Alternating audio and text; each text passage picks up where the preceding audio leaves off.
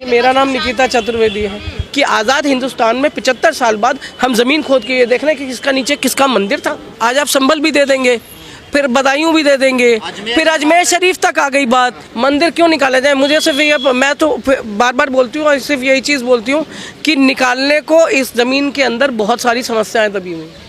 तो जी हाँ दोस्तों, अभी आप लोगों ने इस हिंदू महिला की जो छोटी सी वीडियो क्लिप देखी है शुरू में, ये वीडियो मैं आप लोगों को पूरी दिखाने वाला हूँ जो इस वक्त सोशल मीडिया पर ये वीडियो जमकर वायरल हो रही है, जिसमें इस हिंदू महिला ने उन नफ़रत फैलाने वालों को करारा जवाब दिया है जो हमारे भारत देश के अंदर नफ़रत फैला रहे हैं, वो भी किस नाम पर?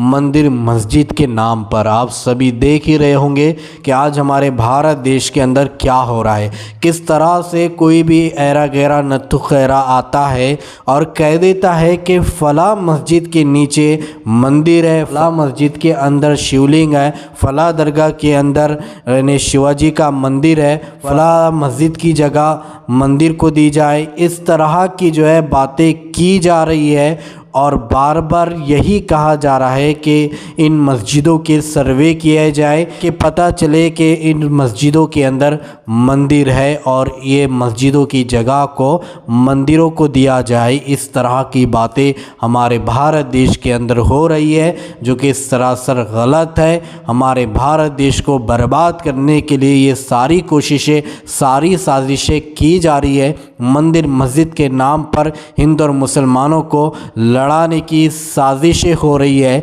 लेकिन कुछ कट्टरवाद जो है वो इन्हीं बातों में आकर हमारे भारत देश को बर्बाद कर देंगे। तो दोस्तों, आज हिंदू महिला ने एक ऐसी बात कही है ना, जो लोग हर मस्जिद के नीचे मंदिर को खोज रहे हैं, तो आज इस हिंदू महिला ने ऐसे नफ़रत फैलाने वाले लोगों को करारा जवाब दिया है। दोस्तों, मैं आप लोगों को यहीं पर इस हिंदू महिला की पूरी वीडियो क्लिप दिखाऊंगा, लेकिन वीडियो दिखाने से पहले आप सभी से रिक्वेस्ट करना चाहूँगा, प्लीज़ इस वीडियो को ज़रूर लास्ट तक देखिए और जितना हो सके इस वीडियो को ज़्यादा से ज़्यादा शेयर ज़रूर कीजिए। तो आइए सबसे पहले ये वीडियो क्लिप देख के फिर आगे बात करते हैं। देखिए, मेरा नाम निकिता चतुर्वेदी है कि आज़ाद हिंदुस्तान में 75 साल बाद हम ज़मीन खोद के ये देख रहे हैं कि किसका नीचे किसका मंदिर था। आज आप संभल भी दे देंगे, फिर बदायूं भी दे देंगे, फिर अजमेर शरीफ तक आ गई बात। मंदिर क्यों निकाला जाए? मुझे सिर्फ ये, मैं तो बार बार बोलती हूँ और सिर्फ यही चीज़ बोलती हूँ कि निकालने को इस ज़मीन के अंदर बहुत सारी समस्याएं दबी हुई हैं। आप पानी साफ दे सकते हैं, आप सड़कें दे सकते हैं, महिलाओं को सुरक्षा दे सकते हैं, बच्चों के लिए अच्छा भविष्य दे सकते हैं। खोद के मंदिर निकाल के क्या मिलने वाला है? तुम रोज आओगे पूजा करने? कौन तुम्हारे में से किसी को पंडित की नौकरी मिल रही है कि तुम्हारे बच्चे इसमें लेबर बनेंगे? क्या करना है वहाँ से निकाल के?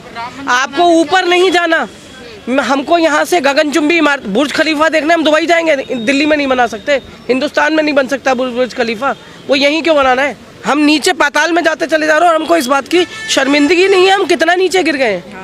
हम दूसरों के वो राम जो अपनी सौतेली माँ के कहने पे 14 वर्ष का वनवास भोग गए, जिसने राजपाट का सुख नहीं भोगा, उस राम को आप नाम लेके आपने बाबरी किया। उसके बाद हर भगवान का नाम लेके हर भगवान ने बहुत त्याग किया और मुझे लगता है हर धर्म के भगवान ने, जो भी उनके ईष्ट हैं, चाहे वो ईसा मसीह हो, चाहे वो मौला अली हो, सब ने अपनी तरफ से बहुत ज़्यादा सेक्रीफाइसेस किए हैं।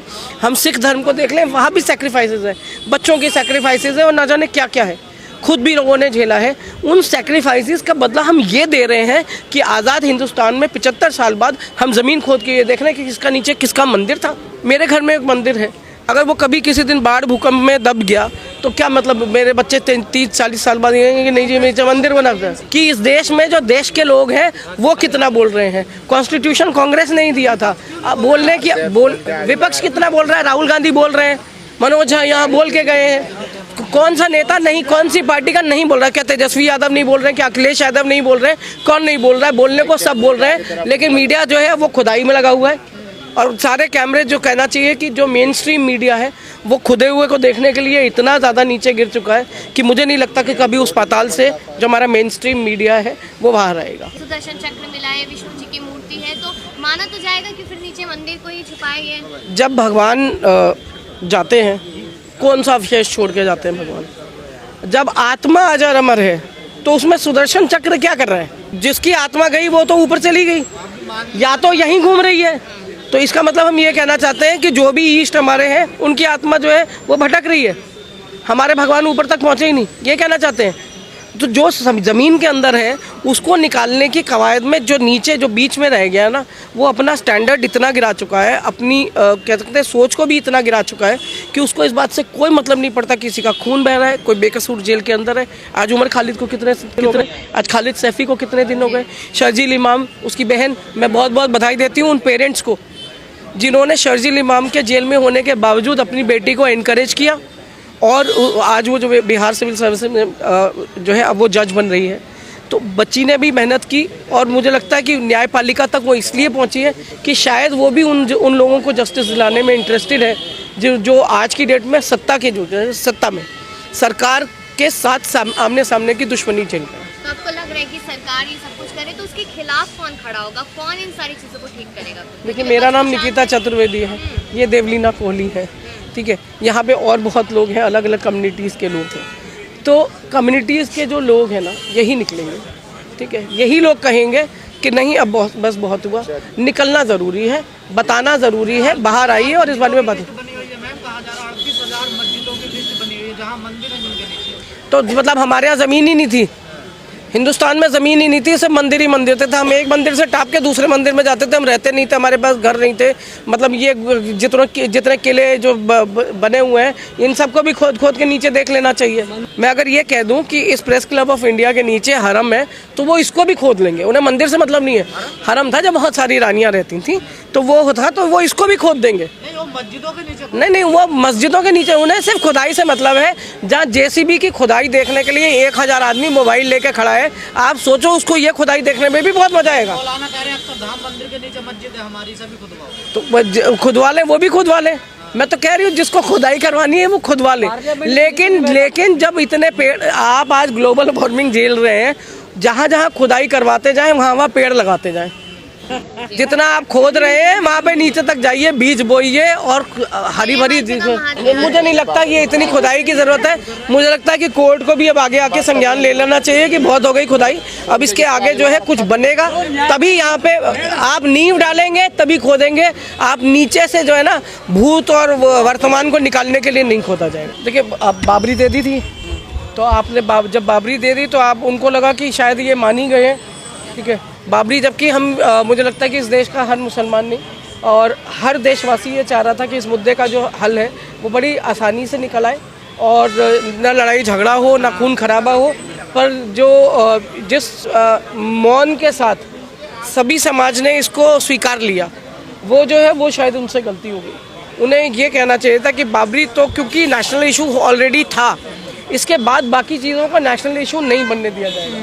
संभल कितने लोग जाते हैं, कितने लोग संभल को जानते हैं, कितने लोग बदायूं को जानते थे, ठीक है। तो आप खोद के वहाँ से मुद्दे निकाल के ला रहे हैं जहाँ पे जिनके बारे में कभी चर्चा नहीं हुई, जिनके बारे में कभी बात नहीं हुई। देखिए, देश इतना बड़ा है और हर जगह, और अच्छा सबसे बड़ी बात क्या है कि जब आप लोगों को वहाँ से निकाल रहे हैं और आप ये कह रहे हैं कि मस्जिद के नीचे मंदिर मिल रहा है, इसका मतलब है कि जहाँ मस्जिद है वहाँ मुसलमान भी रहे होंगे ना। 400 साल पुरानी मंदिर है, 500 साल पुराना मस्जिद है, उनके नीचे से अगर आपको अपने भगवान के अवशेष मिल रहे हैं उनके होने के, तो इसका मतलब ये है कि वहाँ भी मुसलमान था। जब आप उनको शिमला से निकालते हैं, जब आप उत्तराखंड से निकालते हैं, जब उन्हें आप दूसरे जगहों से निकालने की बात करते हैं कि उत्तर प्रदेश में नहीं रहने दिया जाएगा, तो जब आप ऐसी जगहों से उन्हें निकाल रहे होते हैं तब आपको इस बात का वो भी रखना चाहिए कि जब वो नीचे दबे हुए अवशेषों में जब उनको ढूंढा जा रहा है, तो ऊपर जो इमारत खड़ी है ये उन्हीं की बनाई हुई है ना। तो यानी 500 साल पहले भी वो आए थे, इसका मतलब वो भारतवासी हैं। मैं कहीं किसी दूसरे के गांव जाके अपनी इमारत तो नहीं बना के आऊँगा ना, मैं यहीं बनाऊँगा ना जो कुछ मुझे बनाना है। और अगर मैं अपनी ही जगह पे कुछ बना रहा हूँ, और सबसे बड़ी बात यह है कि वहाँ का जो दूसरा समाज है, चाहे वो हिंदू हो चाहे वो जैन हो, वो दूसरे कम्युनिटीज़ के लोग रहे होंगे और उन्होंने अगर उस टाइम पे उसके बारे में कोई विरोध नहीं किया, तो आज जो स्थिति। तो जी हाँ दोस्तों, अभी आप लोगों ने इस हिंदू महिला की ये पूरी वीडियो क्लिप देखी है और सारी बातें आप लोगों ने सुनी है। जो लोग मस्जिदों के नीचे मंदिरों को खोज रहे हैं, मंदिरों को तलाश कर रहे हैं, तो इस हिंदू महिला ने कहा है कि तुम ऐसा करके क्या कर लोगे, आप क्या कर लोगे। हमारे भारत देश के अंदर कितने मंदिर है, कितने मस्जिद है, तो इन सब का क्या किया जाएगा। और भी अब देश के अंदर समस्या है और भी देश के अंदर खोजने की चीज़ें हैं, लेकिन जो चीज़ें हम लोगों को खोजने की है वो चीज़ हम नहीं खोज रहे हैं। बस मंदिर, मस्जिद, दरगाह, मदरसा, इस चीज़ को लेकर हम आगे बढ़ रहे हैं। तो क्या हम आगे बढ़ेंगे? बिल्कुल भी आगे नहीं बढ़ सकते। हमारा देश कभी भी किसी भी सूरत में तरक्की नहीं कर सकता है। अगर ऐसी कंडीशन हमारे भारत देश की रही तो यकीन जानिए हमारा भारत बर्बाद हो जाएगा, हमें कुछ नहीं मिलने वाला। इसलिए दोस्तों, इस हिंदू बहन ने जो भी बातें की है, आप इस बहन के बारे में क्या कहना चाहोगे? आपकी इस बारे में क्या राय है? तो कमेंट में अपनी राय लाजमी बताइएगा। तो चलिए दोस्तों, इसी तरह की इन्फॉर्मेशन लेकर आपकी खिदमत में हाजिर होंगे। जब तक अपना ख्याल रखिए। शुक्रिया।